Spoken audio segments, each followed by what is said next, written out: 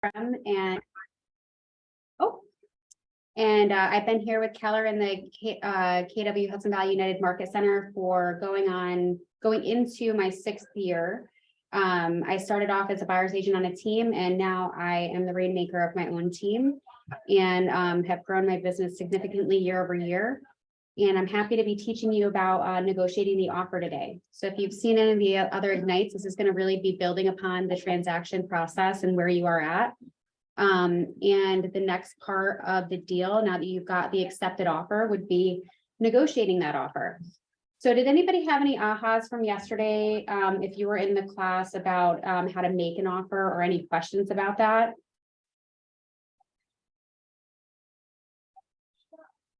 Okay. All right. So by the end of today, we are going to cover what negotiation is, the 3 P's of negotiation, which are prepare, present, and position, and tips for successful negotiation. So by the end of the day, you're going to be able to explain negotiating offers, use the 3P approach to negotiation, and recall and practice the key skills of negotiation. And so let's see. Sorry, I only read through this last night. So it says negotiation is something to be avoided, is not something to be avoided or feared. It's an everyday part of life. And so we're constantly in negotiation and making agreements based on certain things. So on the lowest level of negotiating with the kids in the morning on, getting ready and what that means for them, or negotiating to buy a car, or negotiating with your significant other, we're kind of always in a back and forth, and it's really a big part of what we do here. So if we go to the Y4C2T wall, we can say that negotiation, there's a lot of what we do here at Keller that goes into making a healthy and successful negotiation. So we want to create a win-win or no deal. We want to have integrity and do the right thing, and make sure that the customers always come first. So remember who your fiduciary is and who you're negotiating on behalf of. And the key really is going to be to create that win-win for both sides of the transaction and for every party involved. So has anybody ever bought a car here? Are the people on Zoom, are you guys going to participate, or are you guys just watching, sitting and watching? I'll participate. You'll participate? Thanks, Lori. I just bought a car last August. And how was that experience for you? It was unlike any other experience I've ever had. That, if you can imagine, the car market in August paralleled the real estate market, as in I'm test driving a car, and by the time I get back, it's already sold and they're looking for another one. And so there was no negotiation. Probably the only negotiation you had was with yourself on whether it was worth it or not to move forward without the ability to negotiate, right? I absolutely had no choice. My car was DOA, and with 200,000 miles, not worth the money it was going to cost to repair it. So it was a very interesting situation, and literally they were selling cars out from under me. And thankfully the price was reasonable, but there was no price negotiation on this car. Yeah, and like you said, very similar to what we just went through in this real estate market. The only negotiations that were happening in this real estate market that just is now coming to pass, and definitely changing. The only negotiation really that was happening was with the clients and yourself, and there was not much negotiation the other direction. So I'm liking the market shift for that reason. I feel like we can represent people a lot better in this market and really be a lot more fair to what's going on. But setting the expectation right from the beginning with people, depending on what the market's doing, will help you when it comes to this negotiation point, because you've already set that expectation of what to expect. There are still houses in this market that you may not be able to have much negotiating power. Or you may have to negotiate against other people still in order to get that deal accepted and be the strongest contender. So, okay. So it says in Ignite, you've learned through the NAR stat that real estate agents' ability to negotiate is one of the top reasons buyers and sellers look for an agent to help them in their search or sale. So they need to have that trust in you that you know exactly what to do in order to get them the best deal.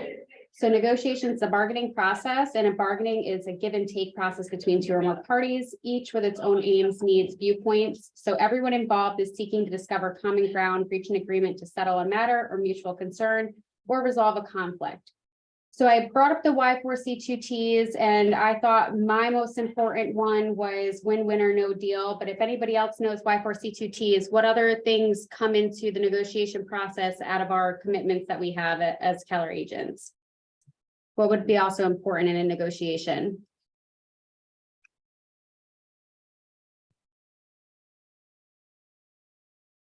Out of all those on the board, right? Oh, yeah. What one do you think would be important in a negotiation?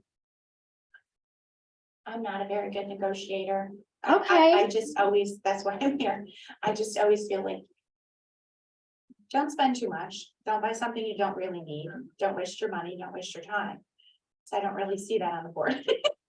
Yes, well, and so when it's understanding, so I think that what you said there is communication, seek first to understand, right? Because you have to understand what's important to the buyers, to the sellers, and to the overall transaction, and so that you can clearly communicate the best way and give the best result. Also integrity is going to be another one of those things, just making sure that you're doing the right thing at the right time, know who you're representing. Are you representing the buyer? Are you representing the seller? And I know that negotiation sometimes can feel like, or from my experience at least, not wanting to be a confrontational person, negotiation used to feel very painful for me. It's nice when things just go smooth and there's no need to, have a back and forth banter. But sometimes it's necessary and it's okay. So it's a very much a mindset too, in the way that you approach it, because it's matter of fact, and it is creating that win-win. So going into it without the fear, just knowing that you're doing the right thing and having a conversation back and forth, the chips are gonna fall where they may. And what's the worst you can get in a negotiation? You might be able to get a no. And then what happens? There's still, ways to work things out. So I like the creativity part of it too. I mean, I think that sometimes we forget if we're negotiating, it's, one against the other, but sometimes a negotiation is just like, hey, how can we creatively solve a problem, and what are people willing to give up in order to receive something? So I like creativity. yeah, there's ways to make everybody happy, believe it or not, even when it seems like everybody's at odds. There are ways to create these scenarios that, highlight what's important to the seller, highlight what's important to the buyer, and it's a even compromise. And that is understanding all parts of the deal and what's important. So having as much information as possible will help you to be creative when it comes to that negotiation. And Sorry. oh, go ahead. I say I'd also highlight trust and success. Trust, I think, honestly, probably comes into play, but even before the negotiation, like if you don't have trust established with the other person or whomever, when you get to the negotiating part of it, they're always already questioning your integrity. They're questioning, what are you trying to pull over on me or things like that. But if you already have a relationship built and trust is established, then it's a lot easier to go into the negotiation. And then that actually then rolls into the success through people. Yeah. Working with the other person to find that common ground versus looking at them as your adversary.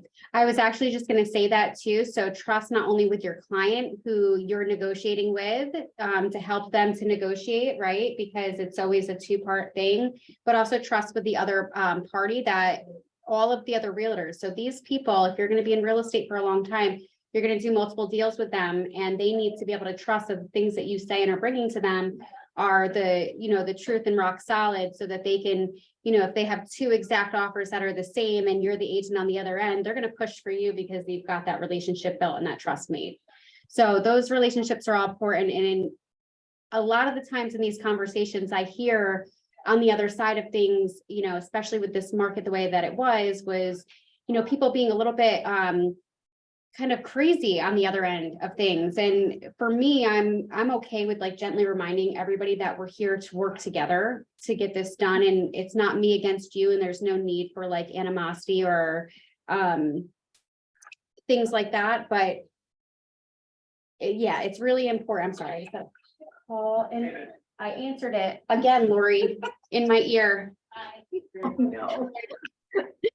Oh, so that just threw me off. Yes. Oh, I know, it's out of my ear now. But yeah, having the trust on the other end and saying, doing the things that you say that you're gonna do and building that reputation up, because when the market does get crazy and there's multiple offers going on, your reputation through that market is gonna really either help or hurt you. So you just always want to be cordial and never combative, I think is the point. And keep your emotions under control and never be defensive. So just remember where you're at. This is not you, your clients are the ones having the emotion.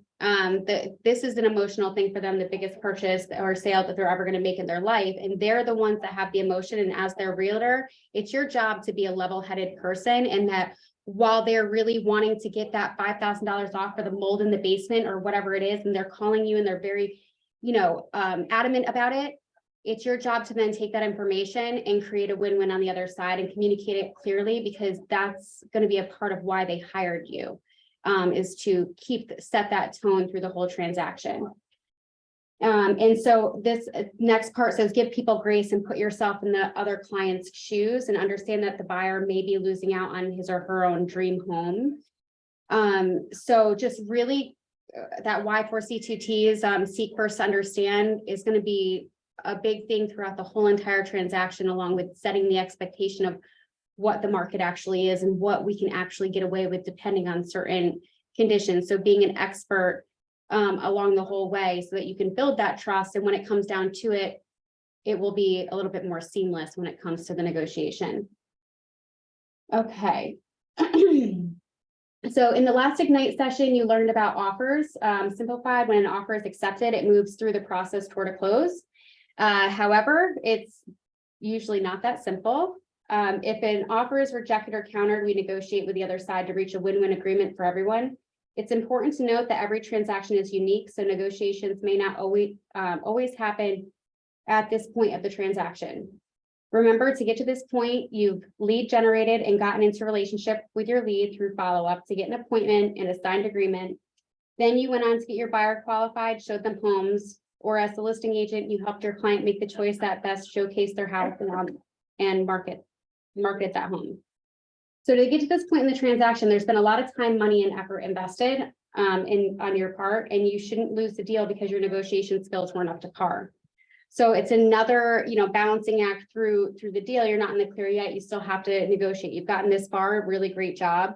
But now how do we be a clear communicator to get us to the win? How do we know when to push, when to pull, what the right tactics are to get the job done? So it says today we'll focus on establishing your negotiation skills so that you can close with confidence and create a win-win. Okay, so I've already told you this. It says, who do you negotiate with first? Your clients or the agents on the other side of the transaction. So who do you think you negotiate with first?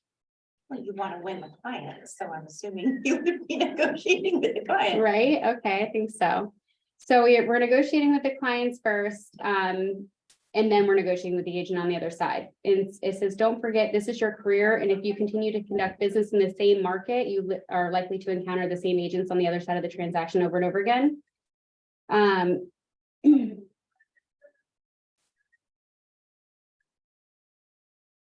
Hey, Amanda, I think that's a good point. I know because you've been in the business a while and I have as well. And, just like we talked about early on, I always approach, every transaction with making sure that I'm having an excellent relationship with the parties on the other side. And I've actually had people who have said that they have gone with my offer because they would rather close with me than the other agent who was a nightmare agent. So yeah, I've got the same feedback too. Yeah, that I've even had other agents tell me what I needed to do to win the bid because they prefer to work with me than the other agent. Right. I mean, Isn't that nice? that's how important it is though in this market, is to build the relationships with them and just to always be cordial and always on top of what you're supposed to do, because it's going to speak volumes in the future. And if you think about it, they're really representing the best interests of their client, because if they know you and they trust you, and we talked about that the idea that you're going to get to the closing table more quickly and in better fashion is for real. So it's not it isn't like that's not even a good representation of their, their client. So it's super important. Yeah, and they're gonna know that you're a good agent and expect for you to push and pull when it's warranted, right? If you're on a house that doesn't have any other offers and it's got $30,000 worth of work because of the roof and it's a foundation problem or whatever the case might be, the negotiation will be a lot easier with somebody on the other side that has been doing the business too, because they're gonna expect that conversation back and forth to have. So it's not an argument back and forth. It's a conversation without emotion. It's a factual conversation without emotion, creating a win-win for both the parties. And then we can, hug at the end of the day and go to happy hour or whatever we do, and celebrate our successes and losses, never any hard feelings. Because they also are representing their client. So the most common points for negotiation fall into two categories: pricing or terms. So pricing is usually a primary factor in negotiations and is all about the cost of the property. Terms are either financial, time-based, or both. Examples can be closing costs, closing date, repairs, mortgage terms, and some additional terms that you might negotiate during the transaction, a lease back, the appraisal, earnest money deposit, home warranty, leaving furniture. All of these things can be negotiated during the close date. Mortgage type could be a factor within, the negotiation.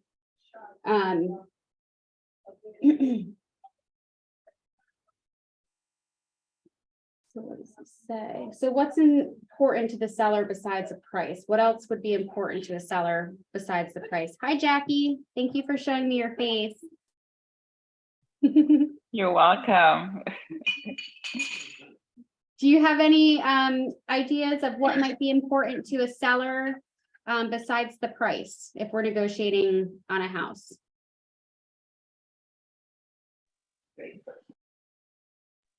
Are you talking to me? Yeah, why not? Oh. Well, what might be important to a person would be making sure that I'm very new, making sure that whoever they're dealing with, that they can trust that person. Yeah. It's going to be important for them to trust that person. So now they've got an agent on their end, they're a listing and they trust their agent and they're receiving a negotiation. They're receiving, they've got the price, but what else might be important to that seller besides just the price? And I listed a whole Best bunch offer.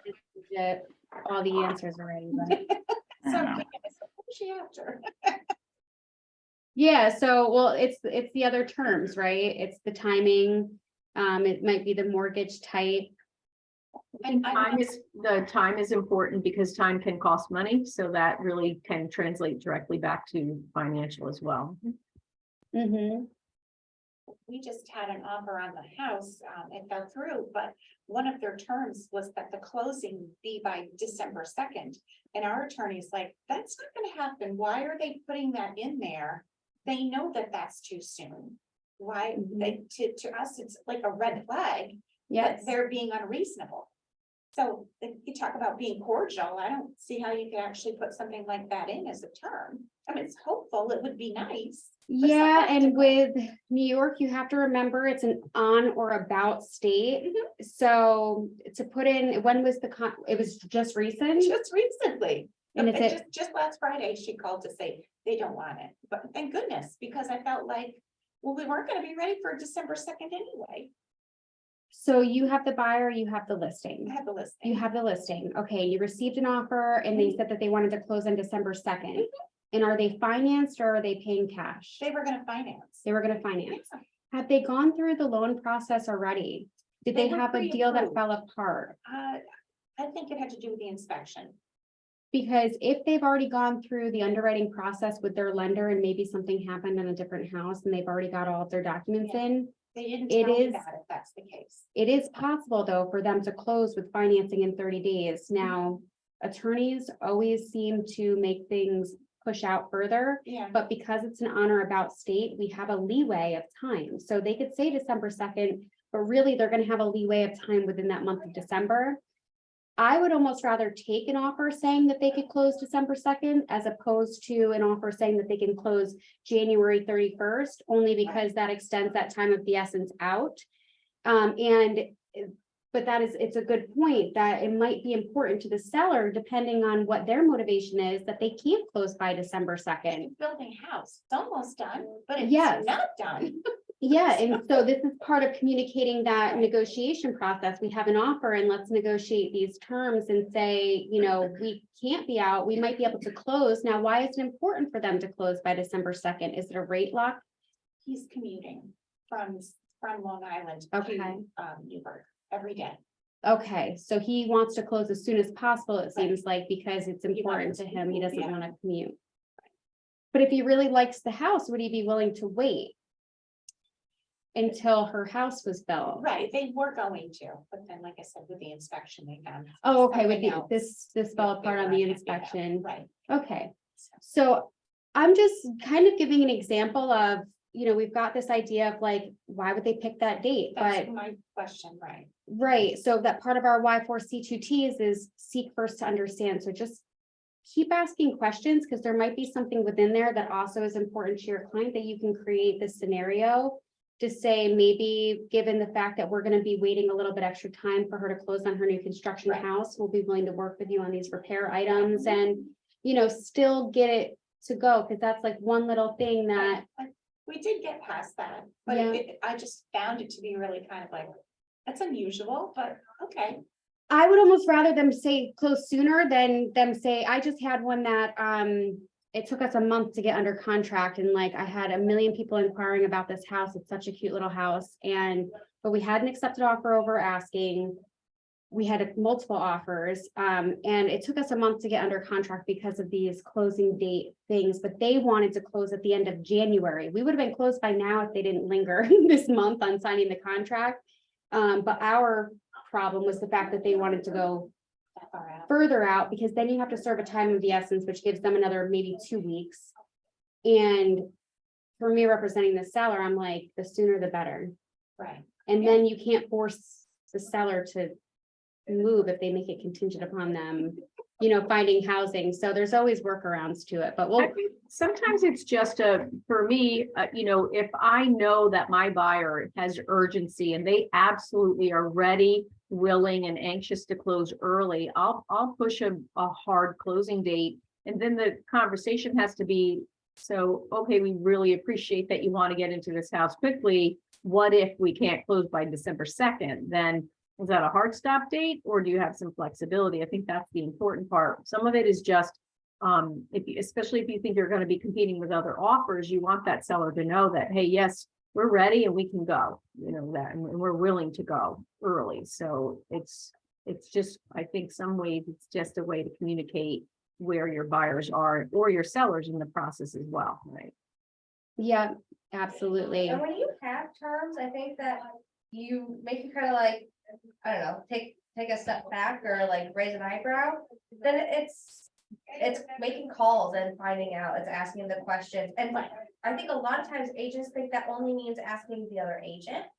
You can call the lender, you can, you know, you're not gonna call the seller or the buyer, you know, the counterpart, which you don't technically represent directly, but you can ask questions to other parties involved and try to get the answers that you need to better understand why maybe they wrote it that way.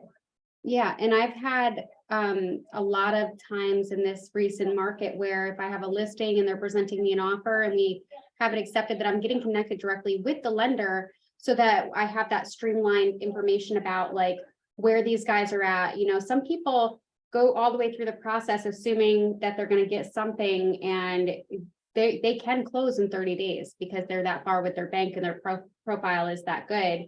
You know, and some of these lenders, it's another piece of the relationship portion. Just like a realtor being preferred, there's lenders also that are preferred because of the way that they do business and, you know, the streamline of their process. So, all right. So we can negotiate just about anything is really the truth, depending on, you know, where we're at. We can negotiate just about anything to create the win-win situation. Don't negotiate your commission though. in my opinion. That's non-negotiable to make a deal happen. That doesn't exist to make a deal happen. Not to say that I haven't done it, because there has been that one or two off chances that I have, you know, for different things, but that shouldn't be one of the items. But it happens a lot. Something goes awry in the deal, they're the very first thing they'll ask is, will you lower your commission? Unfortunately, my broker won't allow me to take less of a commission than that's already being offered, and so, Right. you know, I I, lost a deal with a good friend that way because she wanted me to beat somebody else. And I'm like, I can't do it. no, know your worth, and we do a variable commission, you know, we'll offer people if we bring the buyer 1% less. And we put that as part of our listing agreement, and, you know, we have other things that are valuable about us, but if we're taking the listing for less than that. And it's most likely gonna be double the amount of work than somebody that would regularly give you the standard commission. Especially working with family and friends. Yeah, I didn't even try to argue with her. I'm like, Yep. if that's what's best for you, then I wish you luck. Yeah. Have a great day. Yeah, and you're gonna get, And I see her every day. yep. You'll get stuff elsewhere and it'll be okay, and we have to kind of hold the line when it comes to that, because if everybody starts discounting, then what's gonna be left? You know, I mean, the purple bricks, red bricks, all that stuff started coming out, whatever it is, purple bricks. You I know, don't know that one, but Zillow, Zillow buyers agents, all this stuff, and it just didn't work. It was all discount stuff, discount services. It doesn't work well, you know, so we're valuable for what we do. Okay, so the 3 Ps approach, that's where we're at in the participants guide. So negotiation is a skill that anyone can learn and can be perfected with experience. Best practice you can follow is on the 3 Ps of negotiation: prepare, present, and position. At a high level, this model is. At a high level, the model is 1, prepare. Preparation is the key to building confidence and ensuring a smooth negotiation process. 2, present, move into the negotiation process by presenting the offer. And then 3, position, move both parties closer until you have a full agreement. Sometimes negotiations can be very cut and dry. You know, one quick back and forth, but I look at it like a tennis match, and sometimes we're gonna be playing for a little while, and we're gonna go back and forth a bunch of times until we come to agreeable terms, and it's healthy, I think, in a transaction to be able to have a back and forth conversation and negotiation. So just have it be expected. Even on new constructions, we have negotiations on things because nothing is perfect. Things happen. So let's go in depth into the 3 Ps. Prepare. So know your goal. Have a clear goal of reaching a win-win agreement, and both the buyer and the seller are satisfied with the outcome of the negotiation. Remind your client of their motivation for moving, buying the house, and that when the contract closes, they'll be able to move on with their lives. Know your clients. Make sure you fully understand your client's goals. Learn the areas in which they are willing to negotiate and where they stand firm. Think ahead. Anticipate what the other party intends to get out of the negotiation. Write down how you think they may counter the offer and how you plan to handle it. So when I go into a negotiation, I do this. I figure out what my client's goals are. And I kind of envision, based on the circumstance of the deal, what's going to happen when I present that negotiation, so that I'm prepared when they come back to me and say, you know, whatever number. So if I want $10,000 off a house, and the house has been sitting on the market for 45 days, you know, I know that I'm probably going to try to negotiate more than that, maybe 25,000 off, and I'm going to have a banter back and forth, because they don't normally accept the very first offer. There's always normally going to be some kind of negotiation. So when I set the goal and I know where they want to meet, I'm going to try for more than that to hope to land in the middle of where they want to be. That's kind of my strategy as a negotiator, so that I'm not starting at, you know, where they want to be and then pushing them up higher. And I may still have to push my clients up in the negotiation, but the goal is for me to negotiate as strong as possible for them from the beginning. Okay, and then anticipate. Oh. Hi, Jackie. What you got? I have a question. I'm pretty new, so bear with me. Yep. What's the best time to negotiate? When would you say would be the best time? Well, it depends on where you're for at an with the. agent to So I think that you start these conversations right from the beginning with your client. So you're setting the expectation is more like it right from the beginning of the conversations with the client. And then the negotiation starts when you have Mhm. an offer presented to you or you're presenting an offer. That's where you're going to start preparing for this negotiation. So, and it all depends on what it is, are you presenting a buyer offer? Is that what you're saying? Yes. Mhm. Okay, so that negotiation is gonna start right from when you present that offer. And you're gonna wanna envision that beforehand and kind of play that out for yourself, and that's what we're talking about here. You write the offer, but maybe they just accept your offer the way that it's written. Let's say that you present an offer, they accept it the way that it's written, and now you have the home inspection. You're gonna be negotiating again, most likely from there.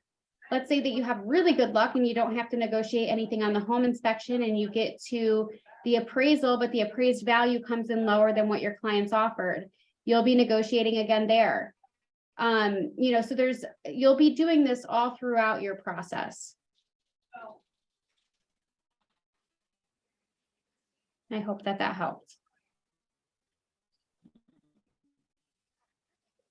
Okay. And a lot of the times, okay, think ahead, anticipate what the other party intends to get out of the negotiation. If it's a hot house, something that's first on the market. Thank you. Yes, you're welcome. One-time negotiation is right throughout the process. Yes, exactly. All the way throughout the process. And so think ahead, anticipate what the other party intends to get out of the negotiation. Before I present an offer, a lot of the times I am calling the agent on the other end to find out what it is that I have to do, what's important to the seller. Is there anything I can do with my offer to make it stand out? So you can call the other agents and ask them that.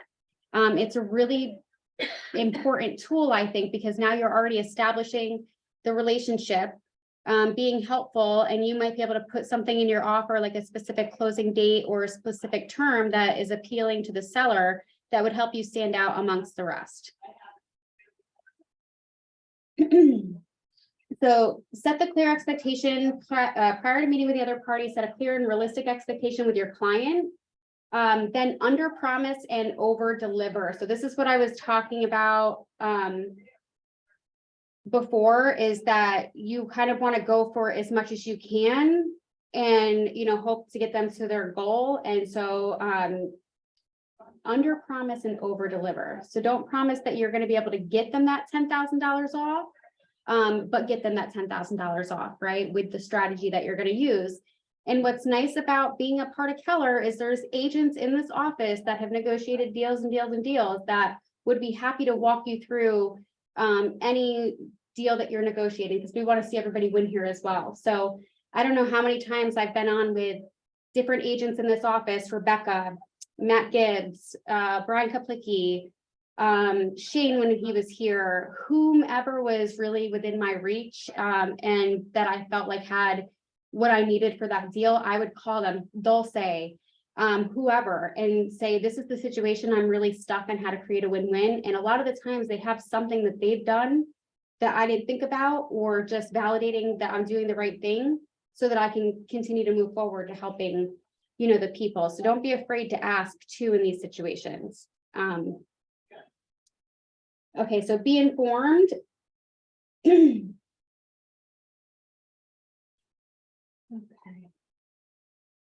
Okay, it says stress the importance of moving quickly to create sense of urgency. So that might be like what those buyers that presented the offer on their house, they might have said, we're going to create urgency that the seller knows that we're serious, and that's maybe why they put the closing date on the offer to be that. And set the clear expectation that win-lose agreements are likely to be rejected by the other side. So if a house is on market one day and we see that it's overpriced clearly by maybe $35,000 of what the market is doing, but your client wants to offer $50,000 less than it's even asking, and it's only one day on the market, and you know, they want a 5-month close window where they're keeping it under contract at $50,000 under asking. Okay, let's just say that that's the scenario. Does that sound like a win-win? Does that sound like something that the seller's agent would be like, yes, we're gonna accept that offer because it sounds good? They're gonna say absolutely not. So think about how the seller's agent would be advising their client based on the offer that you're presenting. If it's one day on market, do you think that they're gonna accept anything less than their asking price? If it's 10 days on market, do you have a slight chance of negotiating, but not $50,000, right? It would suit them better to stay on the market for a little bit longer and do a price reduction strategy where they're coming down $1,000 or $5,000 increments to keep fishing for the buyers and over a longer period of time than it would be to accept your $50,000 under asking price offer. Now, what could you do in that case? Could you wait because it's not going to probably sell? You know, could you wait the 10, 15 days that it's on market and kind of let the seller get, you know, a little bit more enticed to negotiate, give them an offer that they'd be willing to accept, and then use the home inspection as the tool to negotiate further? That might be the strategy. So just make sure that you set that expectation ahead of time. And I would do this more in a consult before you're even making the offer, is kind of have these scenarios to go through so that the expectation to the buyer is realistic when it comes to negotiation. So you don't show them, because your time is valuable. So you don't show them 15 houses, go to negotiate and realize that they're going to lowball by $100,000 each and every time, and you've just wasted all that time and effort. So, you know, just continue to set the expectation as you go. Be informed. So before making any offer, counteroffer, it's good practice to speak with 2 other agents. So ask open-ended questions and use active listening to find out as much as you can about the other party and their agent. This helps you know with whom you are negotiating and at what points you will negotiate and where you and your client have leverage. So if it is a house one day on the market and you go into showing time and you see that it's got, you know, showing is booked all weekend long, and you show it to your client and it's a really, you know, hot house, you're going to want to advise them to move quickly and, you know, to be aggressive with their offer instead of negotiating at this point. This is not the point to negotiate. So just another way of setting the expectations and being informed of your local market and what's going on around you. Obey the laws. I feel like that's obvious. Every state and locality have their own set of laws that regulate zoning, mortgage qualification, and other real estate matters. So stay current. Know the documents inside and out. Any questions or ahas before I move on to the next portion? Okay, so we're going to go on to asking purposeful questions. This is also part of preparing. So understanding the right questions to ask is important to the negotiation process and to being able to prepare in the most comprehensive way. Asking questions allows you to establish and uncover the objectives and goals of your clients and those on the other side. By asking questions, you gain more information. As you gain information, you will have strengthen your ability to negotiate and increase your chance of having a win-win negotiation. So benefits of asking questions: it provides you with the points that you will negotiate on. It will provide insight on where you are and your clients, where you and your clients will have leverage. It will set the expectation and allow you to get to know your clients and their goals, and helps you to learn what makes a win-win negotiation for both parties. So at a basic level, there are 2 types of questions. We have open-ended questions. Those are questions that have unlimited responses. And then we have close-ended questions, questions that expect a significant response, often yes, no, or one word. I use close-ended questions with my kid after school, and he goes, yes, no, great, good. And I'm like, okay, I got to get him talking. So now I have to ask him open-ended questions so that he can engage in the conversation and I can get a little bit more information out of him. So open-ended question example: what additional information should I know? What else is important to you about closing before the holidays? What else? What is important to you about closing in 30 days? How does that make you feel? If we couldn't close within 30 days, then what? Really understanding what is down the line for them and putting yourself in their shoes, because we're here of service, right? We're here not about us and what our bottom line is, even though that's the benefit that comes. We're here to really be of service to these people. So closed-ended questions. Do you have to sell your home by a specific date? Do you have any other offers? What is the bottom line price you would consider? You think, I don't think they'll tell you the bottom line price they'll consider, and if their agent does, they're a really bad agent. So I don't know if that question's a good one, but maybe you can ask it, because maybe they do have a really bad agent and you'll get the know-how, and there you go. You know, you're working for your client. So Are there specific things that are important to your client? We would ask that all the time. Like, yes, beyond price, are there other things that are important to your client? And then we would try to incorporate that as long as it also, you know, was a win-win for ours, yeah. then. And it was open, yeah. What would be like some examples of things that you've heard that were important to sellers that aren't like normal? That weren't normal. Yeah, just like that weren't like a normal, like,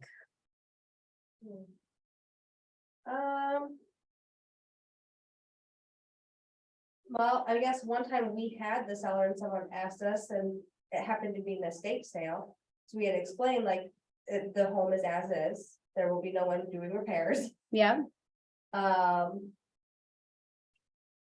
And I guess with that same scenario, we had to bring in liquidators to remove all the stuff that was in the property, so they had to be willing for it to be a longer process than the standard.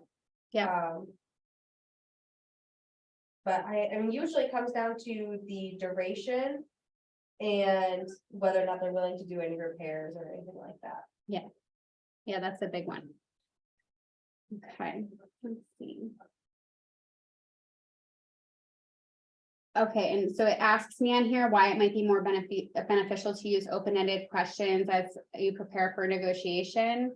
And my example of getting information out of my kid, if I give him the closed-ended questions, it's yes, no, and I'm just not getting any information out of him, but the open-ended questions are going to reveal a lot more to you about what's important. And by using active listening with our clients and continuing to dig and layer in on these questionings, we'll be able to really tie it down when it comes time to the negotiation, creating a win-win. Like what, you know, sometimes it's what's more important to you. Sometimes it comes down to $1,000 one way or the other. And you can use these things that they've told you before to kind of help tie it down to create the win-win and really help them to see if it's important or not based on all of the other information that you have. So, and it's also a trust building where you get to know them. One that actually, you asked me a unique, one that I remember having was a multifamily that already had some tenants in there Yeah, that had been longstanding tenants. And the seller wanted us to honor the current rent, at least for the duration of the lease. yeah, that's a really good example of one that's kind of like abnormal. Now we've got an investor looking and he wants to raise all of the rents and the seller is like, yeah. Yeah, we've had this lady living here for 15 years and she's $800 a month and she's on a 5-year lease. Yeah. Which would be nice if they're willing to do, right? Well, my just real quick, my listing right now, she's willing to gift the furniture of the home, not as a part of the deal, but just gift everything. So basically you're buying a furnished home. Yeah. So that Well, was an interesting, I thought unusual thing, but Yeah, and I like that. And you can actually, I don't know if you put that right up as an offer in the beginning. well, like the agent I spoke to this morning, she's like, can you tell me anything about the house? I'm like, okay, well, it's not in the listing, but I'll let you know that if your potential buyer is interested in any of the furnishings to gift to them, you know. from Yeah. the homeowner. I would talk to a lender because lenders a lot of times don't That's like, why we're not, like, it's Yeah. not a part of the contract, it's not a part of the deal. If you don't want it, we will happily remove it all. okay. Yeah, they can't normally put it in as part of the deal, but like, there can be a separate But one thing addendum is or the a gift. separate bill of, If you would like yeah, it, it's sell a it for gift. $1, it's a gift, Yeah. yeah, something like that, that they can do separately that doesn't get sent to If the you bank. Don't feel bad, we're happy to remove it, yeah. Yeah, well, and that's a good thing too, because then as a buyer, if I get that piece of information and I have the buyer, I'm like, it probably would be really helpful for that seller if she left all her furniture behind and I just took care of it. And, now that's gonna give me some leverage on this side to say, hey, I want a $5,000 credit because, the roof looks old or whatever.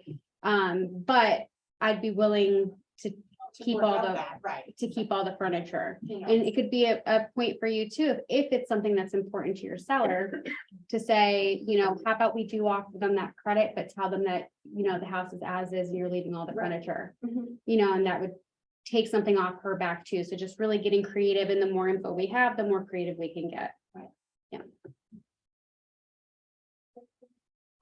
I look, Jackie's like, she's looking there like she's ready to talk to me, but she's, it's a photo. I know, I'm like, I thought she was standing up ready to talk. Okay. So let's dig into some specific questions that can help you learn about your client's needs and create focus for negotiation. So 2 options can be, what would happen if? Asking this question helps you anticipate the next steps of the negotiation.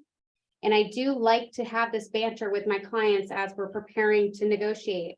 I like to say, okay, if we do this and then they do this, this is likely going to happen. And we play out the scenario so that we can make sure that our initial, what we're going in with, is going to work in the way that we want it to work. So, when we kind of figure out too, because then if I know that they have a little bit more room to work, I'm not obviously disclosing that to the other side, but maybe I'm saying to the other side, that we'd be willing to work on it a little bit more or something. If the seller would be reasonable about this, we might be able to be more reasonable about that. So I'm obviously never giving away any part of it, but I like to set their expectation too. Like, if we do this, don't do this, so that they know. Part of it is getting to what's most important to them. And so part of the script that I use is when we're in for multiple offers or we're negotiating something that maybe is not as negotiable, is saying that, put your best foot forward and put it forward that you'd be okay losing this house if it didn't go through at this term. But if you're not okay losing the house and you have a little bit more to go, once we get to that point, we can gauge it there. But I always just tell them to not have any regrets about the house over things that might seem important right this second, but in the overall grand scheme of things are not. Some people have a punch list of GFCI outlets and really silly things, and they just don't know because they've never owned a house before. So they don't know what's important, what's not important, moving forward. And then that's having the vendors and the contacts that you can help ease their mind with too, to say, hey, this is like a couple $100 thing that you could probably YouTube and do yourself. Or, this is actually a major expense and it is something to be concerned about. And a lot of times consumers don't know what the other parties, like when you come back to a negotiation, you reopen it. Like now that person has 3 options. They can either accept it as is, they can negotiate back, or they can just straight up walk and close the deal. Yeah, And most people don't realize, like, if you come back with a negotiation to change the terms of the contract, one of the options, they can just tell you to kick rocks. And so is this stuff really worth that? yes. And it depends on how touchy it is, right? Right. Sometimes it's worth taking that risk on, little things if there's nothing else, because there's nothing else. It's kind of like calling their bluff, right? But sometimes it's a bad idea to do that, because if there's people lined up behind you and you're being difficult about minor items, then they're going to think you're going to be like that through the whole deal, and you're going to be, on to the next one. So This was my first deal, and the first offer, they offered well over, but then had a marital disagreement and pulled their offer. So then the second offer, which was under asking by and large, we were like, well, what do you want to do, to my seller? And she's like, well, let's just go with the second offer. She's like, I don't care at this point. I just want to move into my new house. I don't care what happens. Well, they're the ones who had this big inspection. I mean, it literally took them over a week to get back to us with the inspection report. And then they wanted to bring in an electrician. And then after all was said and done, they're like, never mind, we don't want it. And I'm like, I don't understand, but I mean, it's not my inspection report, so I'm not going to request a copy of it, but you don't feel like there's anything you want to negotiate about? And they've already negotiated off the price and, Right, exactly. I'm like, you don't like want to talk about any of it? Nothing. yeah, that's very strange that you weren't able to get that feedback from them. Exactly. And Yeah, I just was like, okay, well, we're probably better off not dealing with them at this point. So, and there's different strategies then with that listing, what you can do to keep it fresh, and it might be better instead of accepting a low ball offer that you do a price reduction strategy, put some more Right. marketing out, you hold an open house and keep Right. that Yeah. listing, hot I and, mean, we put it back. I had temporarily taken it off the market okay, out of respect for the listing or for Sure. the offer, just to be polite. Yeah. And then, for that week that it was off, I said, okay, fine. And now it's back on and I have people coming to see it again. But it's just like, all right. so unless the seller requests it, I don't normally take the listings off market if we have an accepted offer, unless it's like super firm. But like with this last one that we had, Yeah. they also took 2 weeks to do their home inspection. They wanted this specialist and that specialist to come out, mold remediation, which is like insane for bad ventilation in the attic. And what was nice is we kept showing through that time, and I had a lot of interest through that time, encouraging showings, encouraging offers for backup. And what happened was they negotiated $5,000 off for mold and this and that.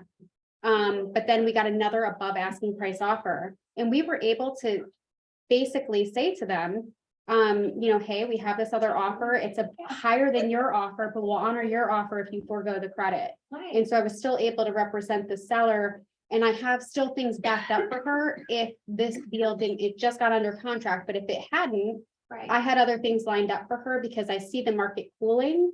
Right. So, that's all a part of like kind of that balance. And as you build the relationships, like maybe it's an offer too good to be true, and they put in part of their negotiation that they don't want it shown anymore.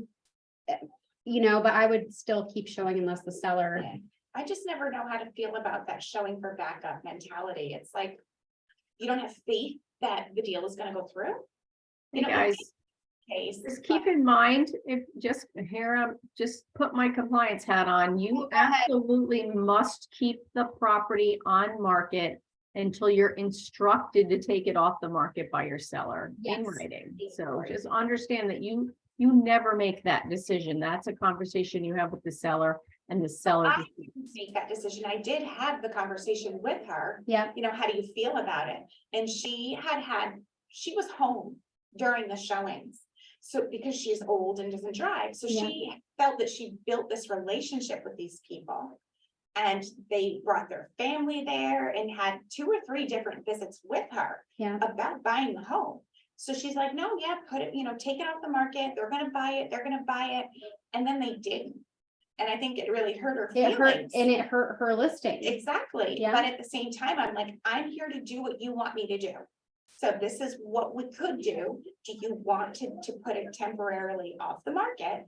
She said, yeah, because they're gonna buy it. And I felt a little hard. Like, I don't want to be rude to you. You're my seller, Mhm. but you're not listening to me. Well, and now you can speak from experience now that that's happened, and all of us are learning from the experiences that we have. I've hit my head on the ceiling, I don't know how many times, and learned these lessons, and I try to translate them to the people that I'm teaching so that they don't make the same mistakes, or maybe do things different. I'm not saying that what you did was a mistake, but now you can speak from experience next time and just say, this was my experience the last time that this happened, and what I feel would be in your best interest, and you hired me because you trust my judgment and you think I can get the job done, right? Right. Yeah. So in my experience, I think the best thing for us to do is continue to show and just get these offers for backup in case something happens. You don't know what could happen to somebody else, Yeah. a life event, a death in the family, that could change these people's mind, and time is of the essence in a market like this. The longer days on market, the less you're going to get your asking price for the home. So, and it's just learning these kind of scripts and conversations to have to let her know in her best interest is going to be, in my opinion, to keep her house on the market and get those offers in for backup, because that's another part of me representing the seller and being able to strongly negotiate on her behalf, because I promised her top dollar for the house, and by God, that's what I'm going to get for her in this market based on what I know of what's going to happen.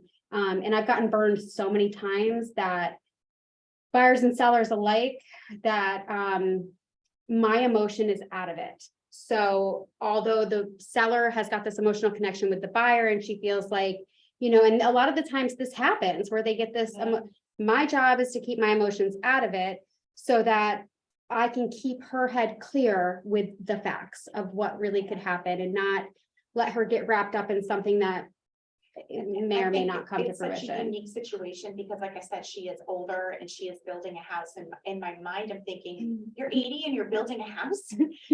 I like this lady. I like her. Yeah. Thinking to myself, okay, if you're that motivated, that's great, but don't form attachments with the people that are buying your home. Don't, you need But to. how long be- has she lived? Yeah, how long has she lived there? You need to Yeah. start detaching from this property and she's not. And so it's like, oh, you are your own worst enemy. And I, it's really hard. It's been tough.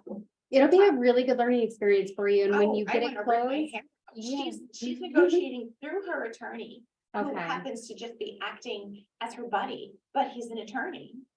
And now there's an actual real estate attorney who's handling the deal. okay. So I'm thinking to myself, there's so many layers to this. I want to walk away. But it's okay because each situation is going to teach you something. Ugh, It, It's been it's, horrible. It's draining. it is, but it's like, your capacity and your shoulders are going to continue to broaden just as are. you, Going. yeah, you just have to like push through. I get it. I get it. I just took off like 3 days this week. Charlie was sick. I was like, yes. Good excuse to not have to answer the phone or deal with people, but I totally get it. And people are draining, so you have to continue to feed yourself too, so that you have the capacity for them. And for me, a big part of it is not becoming also emotionally attached to my deals. Because or emotionally attached to the outcome, because the outcome is within their best interest, Right. which could mean that the deal could fall apart. That could be in their best interest. And I know that if I put the effort out, it's going to be returned to me in some way, but I just can't be attached to what way. Yeah. Just a little Keep hoping for the best. energy thing. Okay. So what would happen if helps you anticipate the next steps of the negotiation? And then why is this important to you? It helps you gain more information and gain more insight, again, layering in that trust. Active listening. Okay.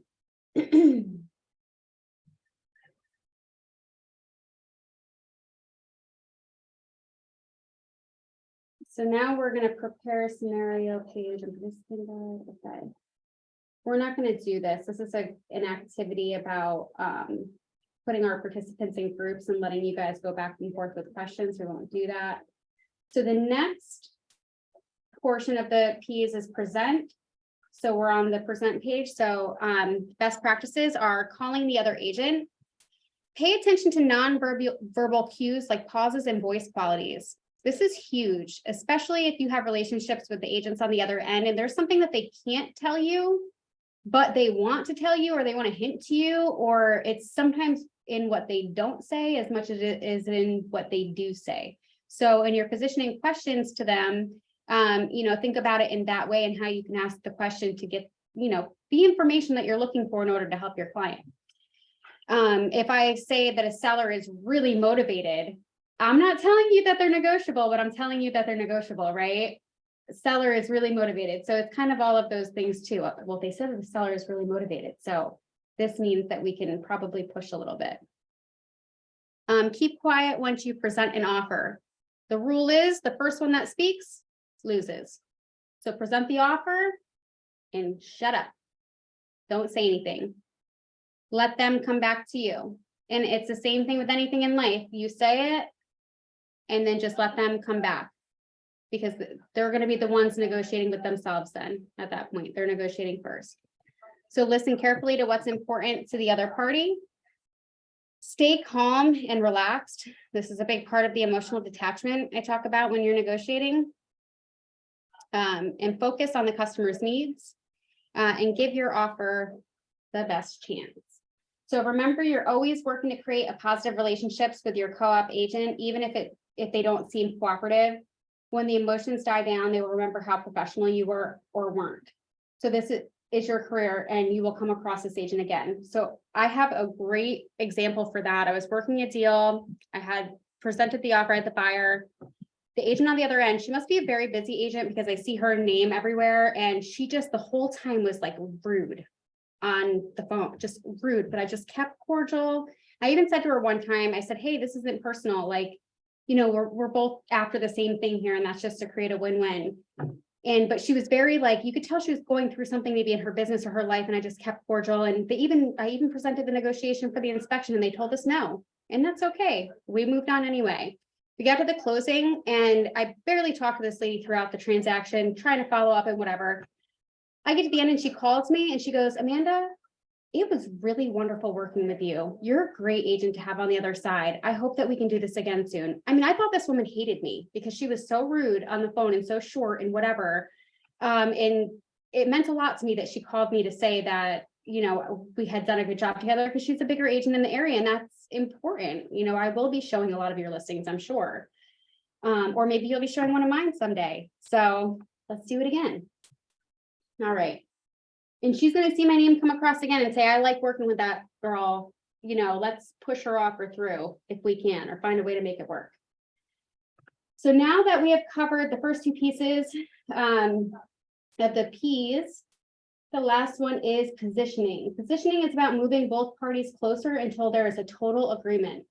When you're engaged in this third step, you will acknowledge the common ground. You are looking for places where buyers and sellers are in agreement.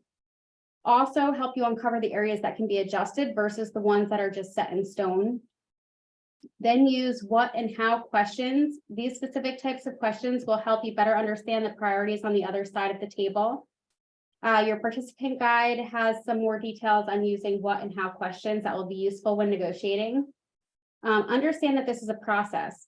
Sometimes you will have to go back and forth multiple times to come to an agreement. And it's okay. It's got to be like that. And then remember that the Y4C2Ts, know when to walk away from the deal that is not going to be a win-win without damaging relationships in the process.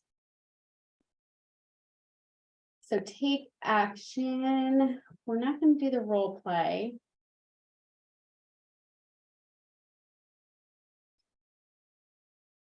Okay, so what ahas do we have?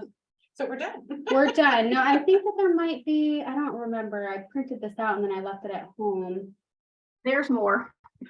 We're going to negotiation tips next. After ahas is negotiation tips.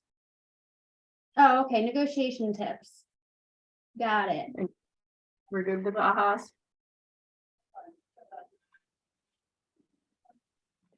Okay. Okay. Negotiation tips. Aha. Oh, do we have an aha? Yeah, I do have an aha. It's Oh, great. yeah, I'm just here listening, and you know, it makes such a big difference to be in the know before you go. I kind of like that concept.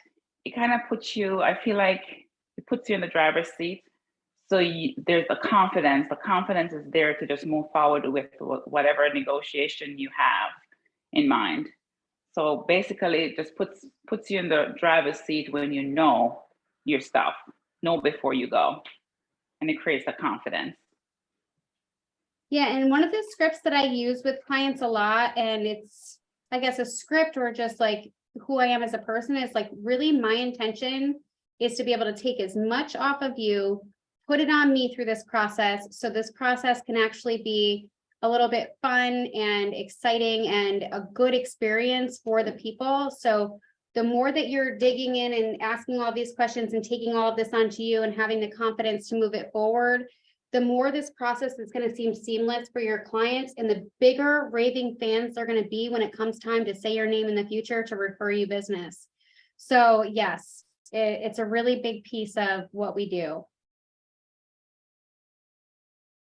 On the other side of that, Jackie, I would just caution you that you're never going to know everything. And sometimes you have to dive in and take some risks in the business as well. And so it's really important to balance that and, you know what you can, be smart, ask a lot of questions, and then don't be afraid to keep moving when you don't know what you don't know. And, Yes. and I'm almost 20. Got you. Almost 20 Got it. years in the business, and Makes I sense. have this year said on multiple occasions that never happened before. So there will always be something new, and have fun with it. Got you. Thanks so much. I just took an op city call this morning, before coming here. And, it made me very nervous. Because, I mean, it's exciting, but it's nerve wracking also. It's a piece of property that's not far from my home with someone who lives locally to me. And I thought to myself, why didn't they call, directly to the agent who's listing it, who also happens to be local? And sometimes things through op city are just dead ends. Sure. But it's at the same time, I get excited because I'm thinking, oh, this could potentially work out for me. Because I feel like I've been doing this since January and I really haven't done anything. And it's not because I haven't tried. It's not because I don't answer the phone. I just feel like there's always like something that fizzles out. So, Yeah. I mean, I don't know, maybe it's because the negotiating part of it, like I don't really ever feel like I get it to go. Yeah, and that could be it, identifying where your blockers are an important part of breaking through and getting to the next level of what it is that you're trying to do. Don't beat yourself up. I'm gonna tell you, it took me a good 2.5 years of being in this business to find consistency and figure it out. And when I figured it out, it was like everything all at once, like, oh my God, oh my God, oh my God. Yeah. And I found this gradual and then all of a sudden success. So what I just told my buyer's agent this morning is if you can stay learning based and continue to show up, it's almost like a hazing period within this Yeah. business. You have to, eventually you're going to be like, I'm in, I made it. But you're going to have to keep coming back and keep going through some of these hard things and figuring it out before you are going to find the consistency that comes. And I'll tell you, you do good by one person and they become your raving fan, and that could be the turning point for your business. And it may be this lady that you're, needing to negotiate on behalf of, and maybe this was the perfect class to kind of help you figure out next time what you do differently to get her there. So. And don't be afraid to ask for help. There's so many resources in the market center and so many agents who'd be willing to help you run scenarios by, do script practice, or just, hey, I have this situation, how should I handle it? I have to call the other agent and present this offer.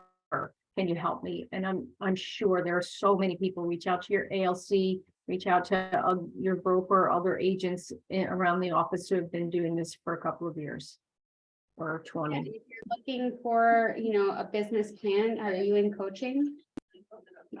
Just, I'm technically, I'm in Rebecca's PC, but I Okay. don't really ever want to ask her.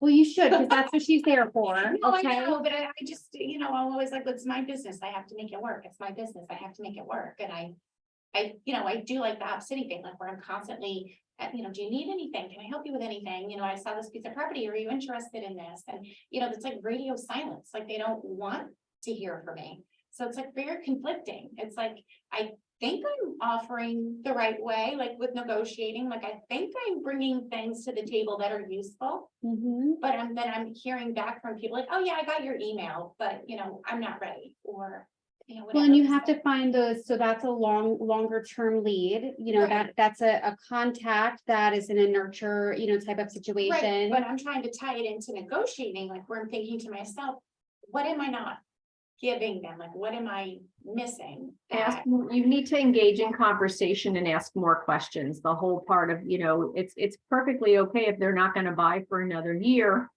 but you want to get some idea of what their scenario, what their situation is, what their motivation is. I'm waiting for X to happen. And then you have a reason to call them back and see if X has happened and create a relationship. Right, Yeah. well, they're looking for the perfect property to build, to sell, to these investors and stuff. It's how am I supposed to negotiate with an investor? It's all these open-ended possibilities. I feel oh my gosh, how can I cover all of them? Investors are a hard place to start. I don't know, Amanda, if you'd agree with that, I but agree. Yeah, Yeah. and investors are more of a long game strategy.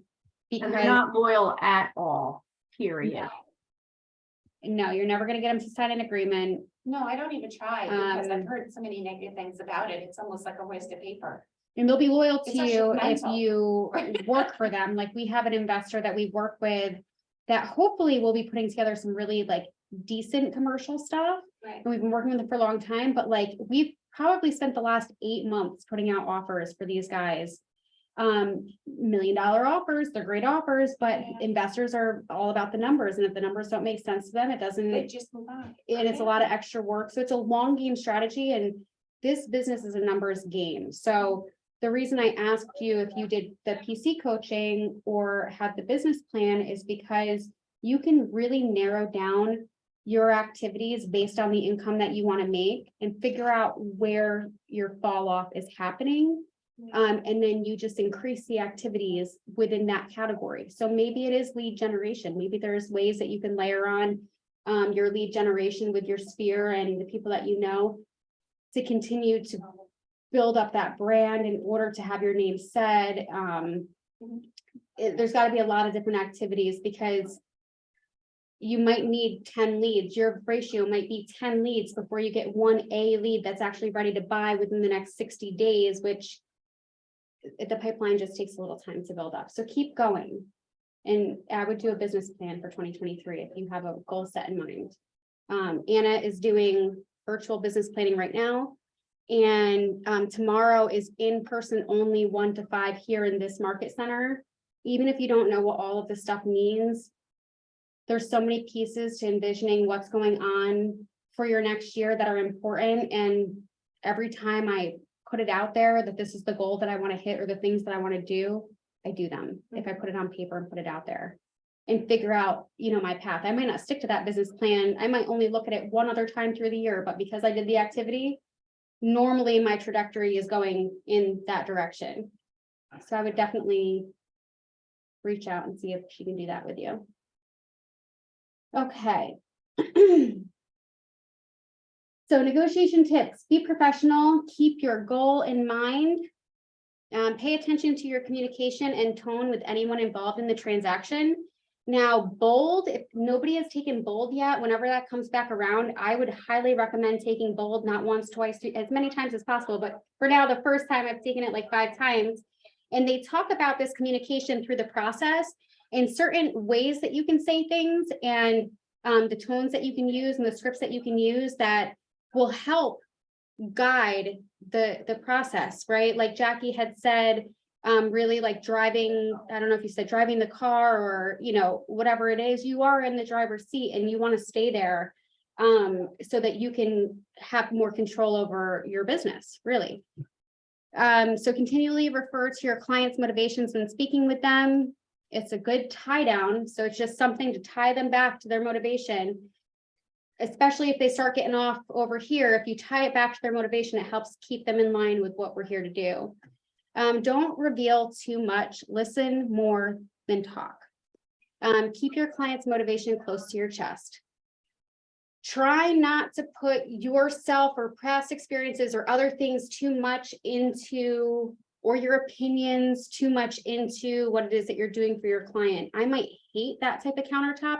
My client might love it. So I'm going to keep my mouth shut until they say, I hate that countertop. And I'm gonna be like, me too. I was waiting for you to say it, So just kind of things like that is you want to be a little bit more reserved until you get to know the people, because each type of person is going to have a different personality, a different motivation, different things of importance to them. And then don't be attached to the outcome. This is big in real estate. I just had a deal that I was like, I shouldn't have said it, but I was like, this is the easiest deal ever. I got this buyer off of a listing. He called me directly. I didn't sell him that, but I showed him 3 houses, got him under contract. Boom, boom, boom, appraisal, everything. I was like to the lender, I'm like, this deal is so easy. He's like, don't say that. And come to find out, I think that the wife threatened to divorce the husband about the second home buy because they're backing out of the deal, even though everything else went perfectly through the deal. So it didn't kill me though. It's okay, because I know that there's fall off in real estate and I don't count my chickens before they hatch. I can project my income based on my activities and based on what I do, but I also know that there's a fall off ratio. And so it's just kind of like one for the birds and I'm not attached to it. I have to move forward because otherwise I'm emotionally drained. I'm physically, emotionally drained and I need to hide from people. All right, on to the next one. Okay. Yeah, it's saying don't let it affect your mindset if a deal doesn't go through, if your client doesn't act, or if the client doesn't act on your recommendation. find a different way to win for your client. And so they might already be feeling like maybe it's something that, happened to them where they got the accepted offer to the home inspection and then somebody came in and sniped them on showing for backup, which you can do, and came in with a very aggressive offer and the seller decided to take that even though you guys already had your home inspection done. Instead of being emotionally distraught about that because it's a terrible thing to happen, you have to be the pillar for your clients. You really have to be their strength and figure out if there's no work, use crying over it. Let's figure out the solution. I got no phone calls until I started this class. I just want to let everybody know. I got no phone calls all morning and then I started this class and like call after call. I think there's a law about that. Okay.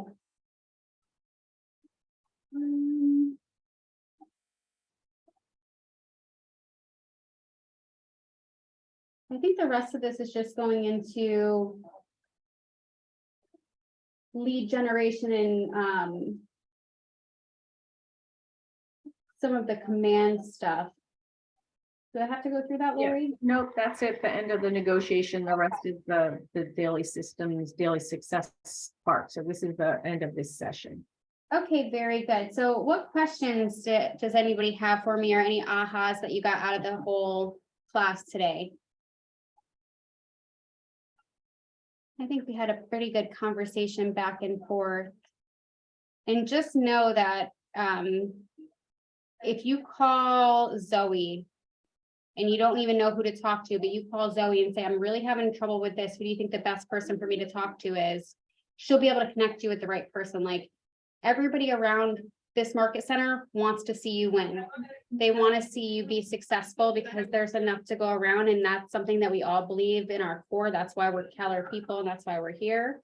And we all want to help each other. So just know that like the resources are unlimited. There's not a better place to find the information and get your business going. And what's nice is that when you do get it going, it will be your own business, so it just is going to take that grind, a little bit of a grind and a little bit of a strategy.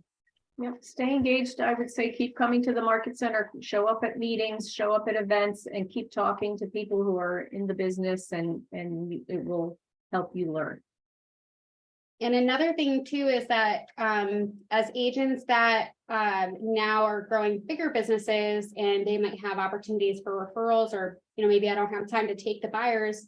If I see you showing up and I get to know you and your name and I get your phone number and we're building this relationship, you're going to be somebody that I call or, anybody in this market center.